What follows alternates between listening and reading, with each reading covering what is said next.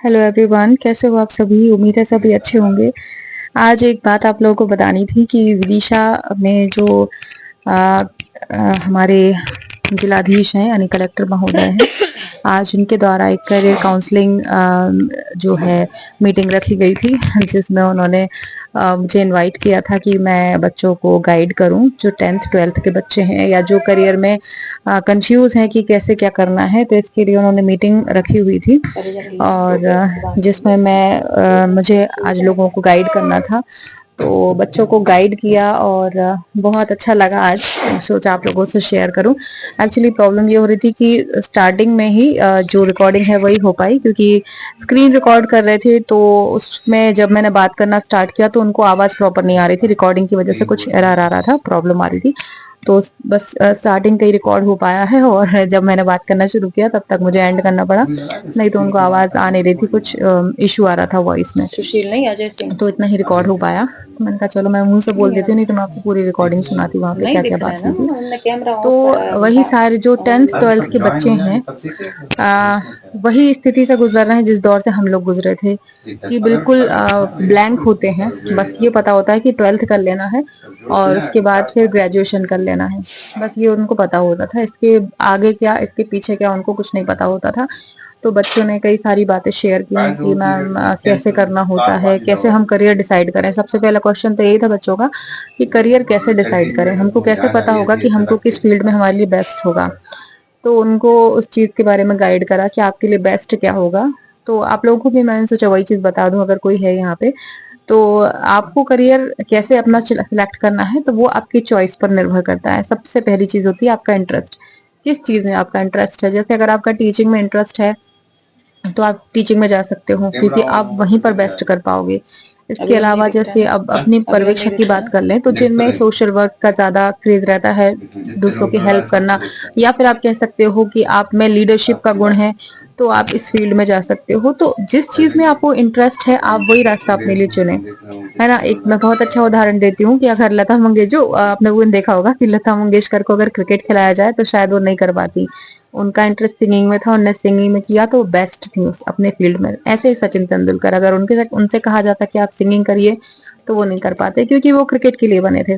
तो हर इंसान कोई ना कोई हुनर लेकर पैदा होता है और उसे अपने हुनर को पहचानना होता है, बस वही आपका करियर होता है। इसके अलावा बच्चों की एक और प्रॉब्लम थी कि मन नहीं लगता है पढ़ने में। हम पढ़ने बैठते हैं लेकिन यहाँ वहाँ डिस्ट्रैक्ट हो जाते हैं, मन बिल्कुल नहीं लगता है। तो उसको भी मैंने उनको डिस्क्राइब किया कि देखिए, मन किसी का नहीं लगता है, बस मन लगाना होता है। अपनी नीड समझो कि आपको जॉब की जरूरत क्यों है। सबसे पहली चीज, आपको क्यों जॉब की जरूरत है। क्या आपके घर की आर्थिक स्थिति खराब है, या आपको समाज में वैसी वैल्यू नहीं मिल रही है जैसा आप डिजर्व करते हो। आपको आपके समाज के द्वारा या आपके परिवार के द्वारा या रिश्तेदारों के द्वारा निग्लेक्ट किया जाता है, इस वजह से आप क्या जॉब करना चाहते हो, फाइनेंशियली स्ट्रांग होना चाहते हो। तो सबसे पहले अपनी जरूरत को समझो और बस लग जाओ कि ये जरूरत मुझे पूरी करनी है। तो इस तरह से पहली चीज तो आप अपना गोल डिसाइड कर सकते हैं अपने लिए कि मुझे ऐसा करना है, इस वजह से मुझे जॉब चाहिए। एंड सेकंड चीज उनको मैंने गाइड किया कि आप एकदम से ना पढ़ने बैठे। जैसे आपका बिल्कुल ही मन नहीं लगता और आप सोचो 1 1.5 घंटे का मैं टारगेट बना के बैठूं, तो नहीं बैठ पाओगे, क्योंकि कंसंट्रेशन पावर अभी बहुत ज्यादा कम है। तो आप 10 10 15 15 मिनट का सेशन रखें, 15 मिनट पढ़ा, फिर थोड़े उठ गए, ब्रेक ले लिए, फिर आप आए, फिर पढ़े। इस तरीके से आप अपने मन को थोड़ा सा स्टडी की तरफ डाइवर्ट कर सकते हो। ये चीज मैंने उन लोगों को बोली। और इसके अलावा कई सारे क्वेश्चन थे कि जैसे महिलाएं हैं, वो जॉब प्लस अपनी तैयारी कैसे करें। तो मैंने वही सब शेयर किया जो मेरे साथ हुआ था, क्या क्या मुझे चैलेंजेस आए, क्या क्या मुझे problems I job plus study करने में, जो कि बहुत सुर्खियों का विषय रहा है अभी अभी।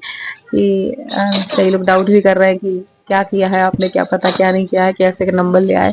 तो देखिए, एक होता है कि आपको जिंदगी में कुछ करना है तो सबसे पहली चीज तो अपने सुख त्यागने होंगे। मैंने पहला उनको ये बोला।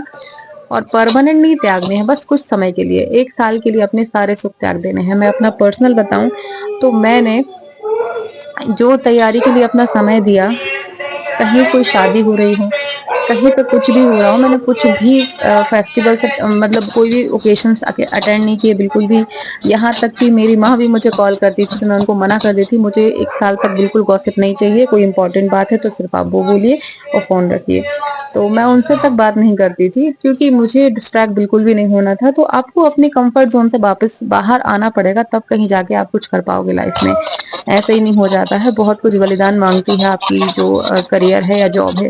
तो वही सब मैंने किया, सारी चीज़ों को एक साइड किया, सिर्फ़ पढ़ाई पर फ़ोकस किया। यहाँ तक कि बच्चों को भी कुछ टाइम के लिए इग्नोर किया कि आप अपने हिसाब से काम करो, मुझे अभी डिस्टर्ब मत करो, आपको जितना पढ़ना है आप पढ़ लो बेटा, मैं बाद में आपको दे दूँगी। तो कई सारी चीज़ें हैं, आपके लिए इम्पोर्टेंट अभी क्या है? आपका करियर इम्पोर्टेंट है, घर के काम हैं, आप डिसाइड कर लो। भाई करियर इम्पोर्टेंट तो घर के कामों को थोड़ा अभी दूर रखो और अगर घर के काम इम्पोर्टेंट है तो फिर वो ही करते रहो, कोई मतलब नहीं है। तो आपको अपना सबसे पहले जो इम्पोर्टेंट है उसको डिसाइड करना होगा और आप जब ये सोच के बैठ जाओगे कि नहीं मेरे लिए मेरा करियर ही इम्पोर्टेंट है, तो आपको सिर्फ आपकी पढ़ाई दिखेगी क्योंकि आपकी पढ़ाई ही आपका करियर का रास्ता है, सीधी-सी बात है। तो ये बातें उनको बोली गई। इसके अलावा और क्वेश्चंस पूछे गए थे कि जैसे मान लीजिए महिला है, ठीक है, उनने जॉब ले ली पढ़ाई करके, अब वो जॉब और घर कैसे मैनेज करेगी? तो उसका भी सेम आंसर है कि देखिए जब आप पढ़ने के लिए टाइम निकाल सकते हो, तो अपनी जॉब के लिए भी टाइम निकाल सकते हो। थोड़ा-सा सुबह 1 घंटा पहले उठो, रात में 1 घंटा लेट सो जाओ, घर के काम भी हो जाएँगे, प्लस आपका सारा कुछ हो जाएगा। तो जी। ये चीज़ें जी हाँ, बताई जी गई हाँ, और एक बिल्कुल। और हाँ, एक और चीज़ पूछी गई थी कि नींद बहुत आती है पढ़ते टाइम, पढ़ते हैं तो नींद डिस्टर्ब करती है, चाहे सर्दी हो या गर्मी हो। तो देखिए नींद अगर आपको डिस्टर्ब कर रही है इट मीन्स आप नॉर्मल हैं, आपको कोई शरीर में प्रॉब्लम नहीं क्योंकि नींद आना आवाज़ आ एक रही है सर आपको? नॉर्मल बात है एक इंसान के लिए, जो इंसान है दिन भर के काम करता है तो नींद आना लाज़मी है क्योंकि आप एक्टिव रहते हो और एकदम से पढ़ने के लिए बैठते हो तो बिल्कुल ये एक्टिविटी खत्म हो जाती है बॉडी की। तो नींद आना लाज़मी है, लेकिन उस नींद से बचाव के लिए भी उपाय मैंने बताया था कि आप जैसे दिन में कई लोग पढ़ते टाइम पढ़ते हैं और नींद आ गई तो बुक्स को एक साइड रख के बढ़िया सो जाते हैं और उठते हैं 2-3 घंटे में जब तक पढ़ाई का टाइम खत्म हो जाता है। तो ऐसा नहीं सर करना है, साउंड आ अगर रहा है? पढ़ाई के बीच में आपको नींद आ रही है, सबसे पहले 15 मिनट का अलार्म सेट करें और उतनी देर सो जाएँ। पीक टाइम जब होता है जब हेलो। बहुत तेज़ नींद आ रही होती है कि जैसे ही अलार्म फिक्स करोगे आपको नींद आ जाएगी।